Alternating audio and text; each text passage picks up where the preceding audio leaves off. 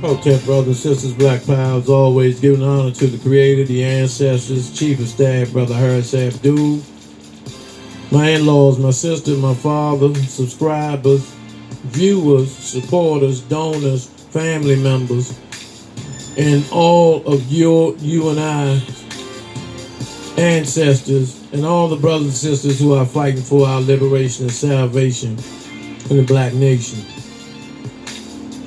Today we want to celebrate the Ascension Day for Malcolm X. I'm not going to go into a whole lot of pictorials. I'd rather just do an open discussion concerning Brother Malcolm. But I do want to cover the mission, the plot, the assassination, and the legacy.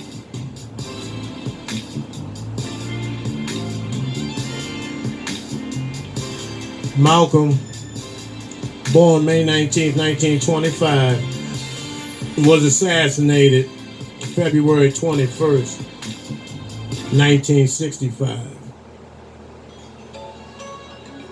And so, Malcolm born to,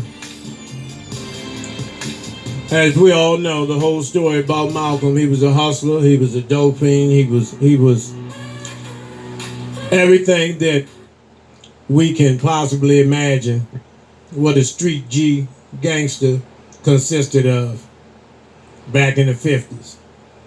And so after he was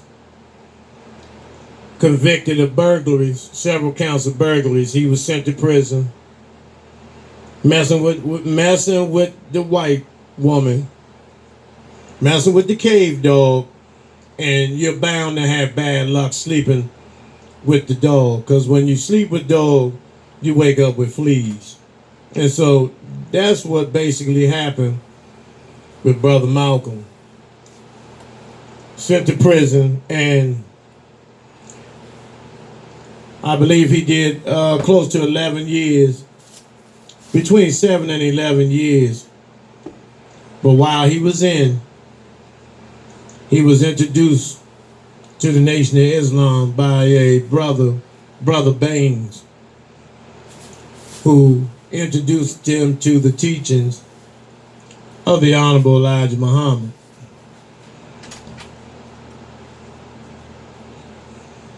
But a lot of you don't know, Malcolm already had revolution in his blood, because Earl and Louise Little, who were his parents, was straight up, his father Earl was a straight up hardcore Garveyite.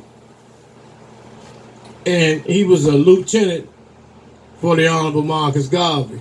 So revolution was always in his blood.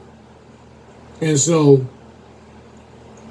in terms of Malcolm's interaction with these ice monkeys, he never had not one good relationship with none of them. So it wasn't easy for him to see that the white man was the devil.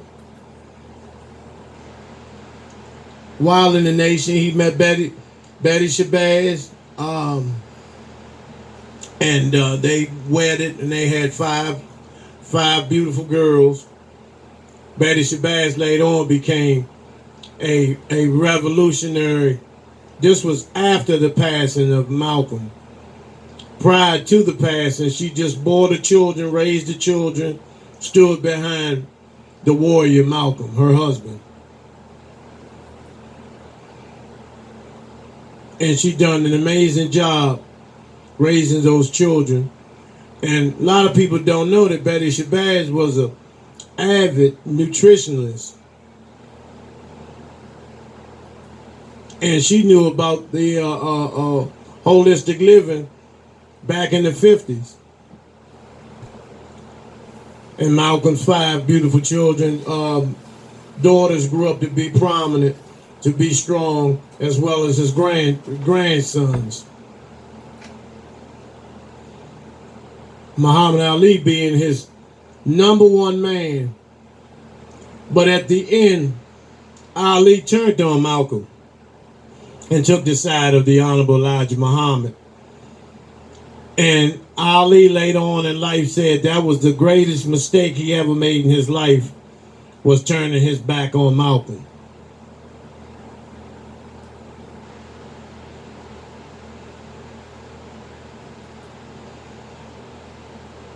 And Malcolm when he came out of prison, Malcolm was a straight up revolutionary. He was on fire. You know, he was out there in the streets pumping the final call. But back then it was called Muhammad Speaks. And Malcolm was really putting the work in, representing Elijah Muhammad's teachings. And so he moved up the ladder very quickly to becoming the national spokesman for the Honorable Elijah Muhammad. Very articulate, went into prison illiterate, basically, uneducated, and came home a self-made scholar that could debate any Ivy League or any politician or dignitary and crush him. But as you know, there's always haters in the midst. And Louis X at the time, before he became Minister Louis Farrakhan, was one of those who had a deep-seated hatred and jealousy for Malcolm and wanted Malcolm's position.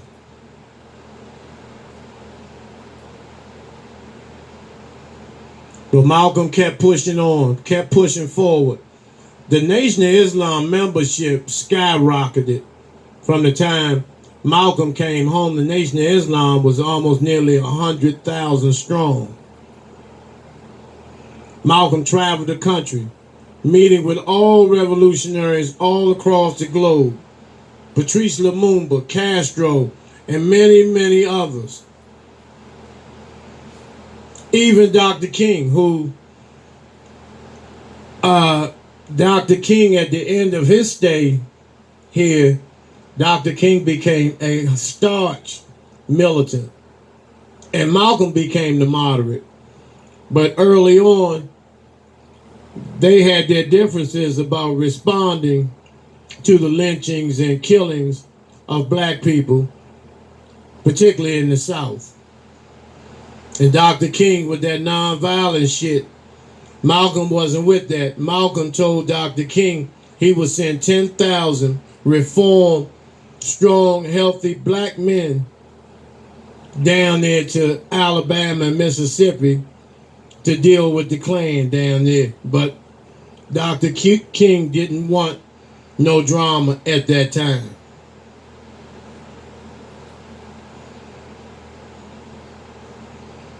It began to be a lot of people putting bugs in Elijah Muhammad's ear about Malcolm wanting to take over the nation, which was totally wrong.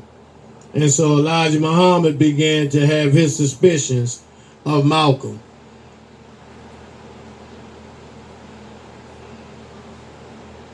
And as you can see, Louis X, who's Minister Farrakhan now, always had a tight face wherever Malcolm was present.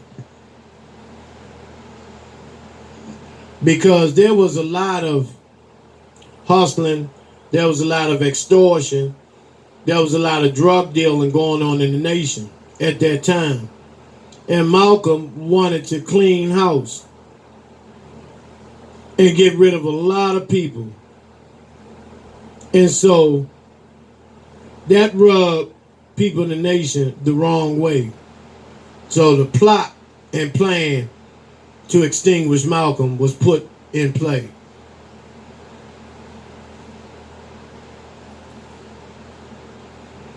House was firebombed.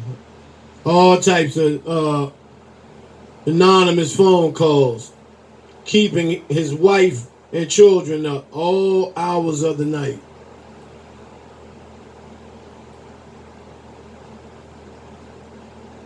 And finally, the 21st of February, 1965, in the Audubon Ballroom in Harlem, Malcolm met his demise.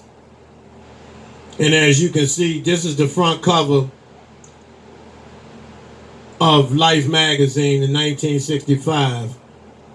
And the brother that gave Malcolm CPR was a FBI, CIA informant. As the same with Dr. King, when Dr. King was assassinated.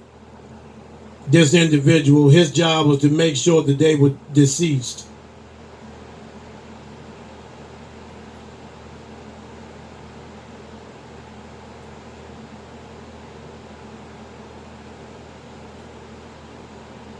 Which devastated the entire world. Devastated the black community to no degree. A lot of them didn't know about Malcolm, but those who did were very, very disturbed. But there were conflicting circumstances because our people didn't know which way to turn at that time about concerning this incident.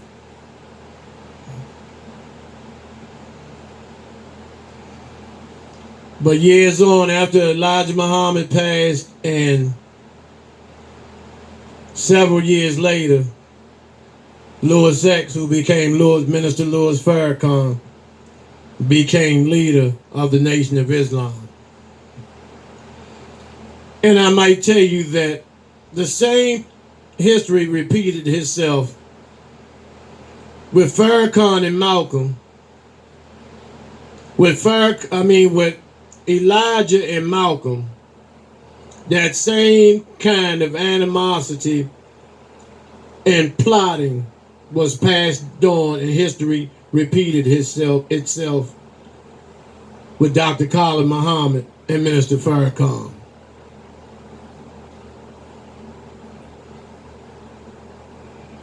Minister Farrakhan was the Malcolm X of our time. He was a strong warrior, but as always, there was a lot of jealousy and hating with him. And so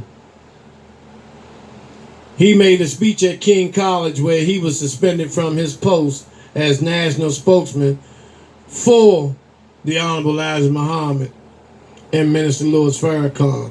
And he joined the Black Panther Party and began to stretch out on his own until his assassination. Elijah Muhammad passed in 1975. And during the 80s, the Nation of Islam was very, very radical, very strong movement. But over the years, it has become commercialized and has sold out to white supremacy. And so Malcolm and Elijah are probably turning over in their graves to know that this is where Minister Farrakhan took the Nation of Islam, and Dr. Khalid was still a warrior, revolutionary, just like Malcolm. And so the jealousy, the hatred, the envy was in by both whites and house Negroes.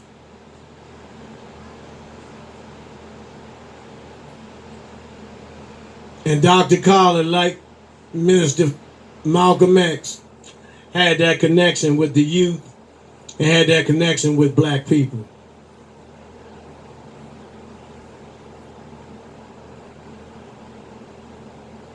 And Dr. Khalid, 2001, was assassinated by way, we understand that he may have been poisoned.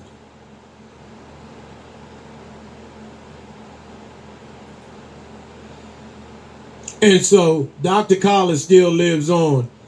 He lives on in all of us today. Primarily myself and others, the street law soldiers, who we look at Dr. Khalid as one of our heroes, along with Malcolm and so many others. ancestors of ours.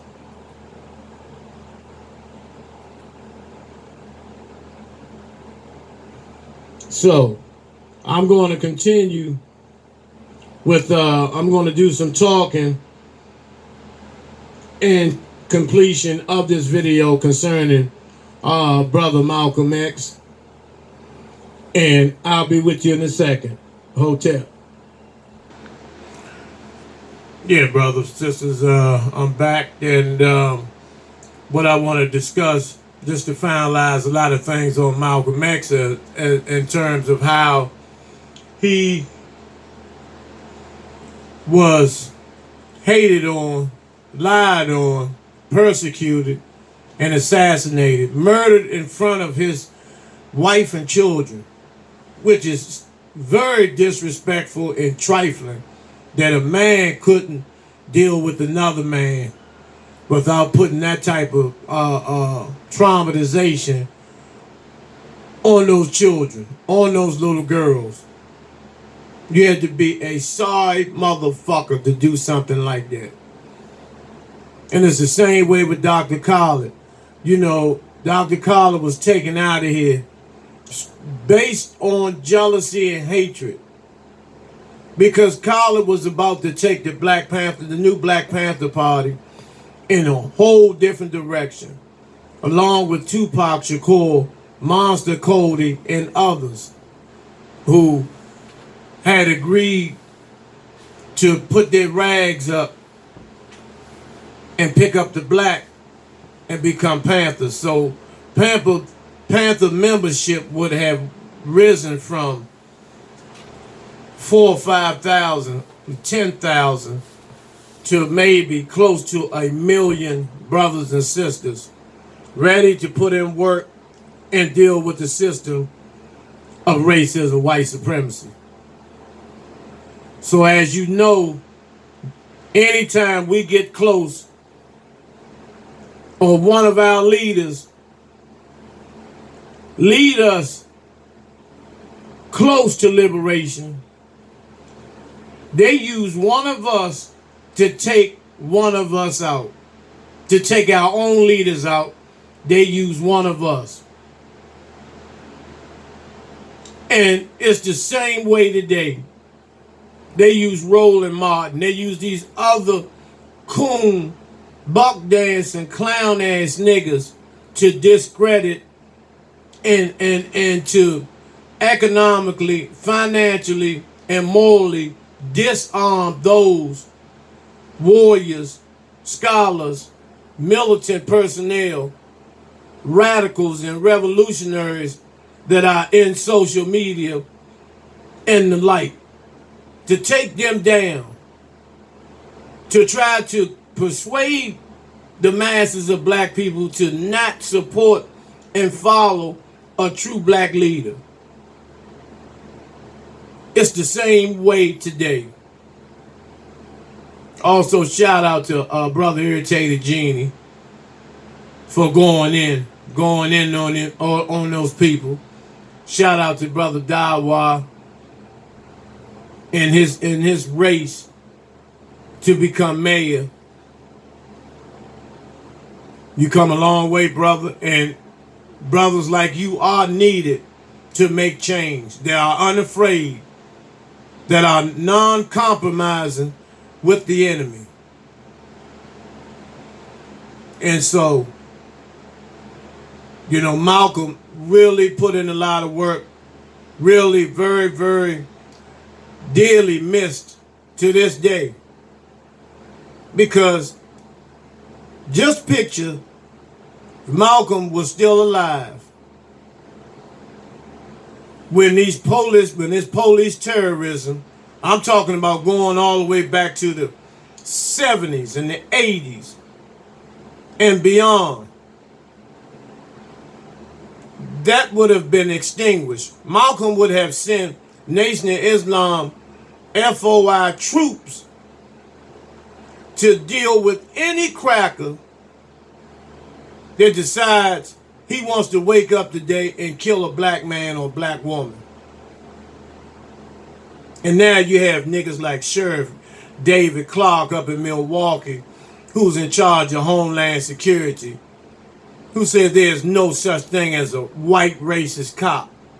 You know, niggas, Negroes and niggas and these bootlicking faggots that actually think that in their minds. But they know it's not the truth. But for the sake of having the pat on the head by white supremacy, these niggas will say and do anything when it comes to destroying people of color.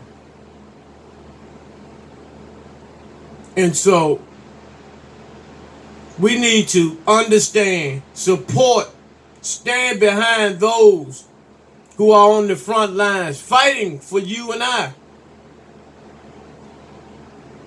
Fighting for you and I. That we should support them any way that we possibly can. Or any way that they see fit.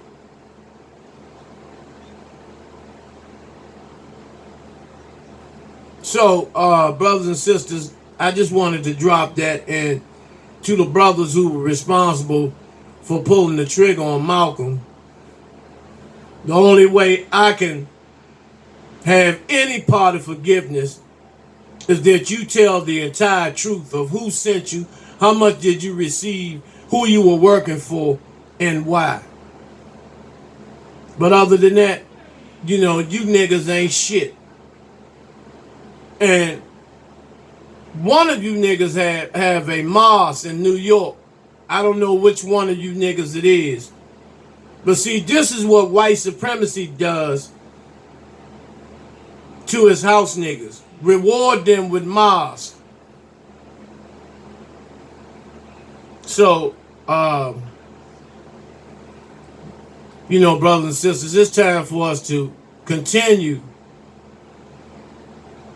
to fight this system of racism, white supremacy, by any means necessary. And if you have any questions, if you have any concerns or anything, or any comments, please leave your comments in the comment box. And as you know, I always answer all my comments. So, until we meet again, brothers and sisters, I'm going to take another break before I close. So, Hotep, Black Power. Brothers and sisters, I'm back for the final portion of this video to discuss some things that I'll be talking about on the next videos. Specifically, the sister that was murdered in Texas by this goddamn pig, you know, who had severe mental issues, who was executed in the street like a goddamn dog. Also, I'm going to touch on these three devils who were arrested and placed on $1 million bonds for raping animals. And I'm going to be touching on those issues as well as a few more issues. But I want you all to take this time, to take this day to and reflect on what it is we need to do, not only to clean our hoods and everything up, but to cleanse our minds, to clean our minds, to rid ourselves of that old negative, hateful, self-hating thinking,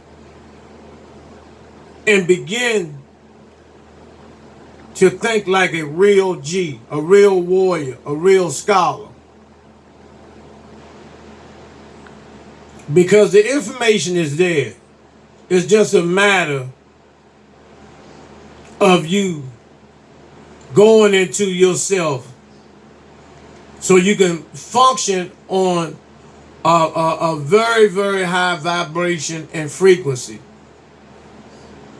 Because we have to no longer continue to bite the bullet, continue to let our babies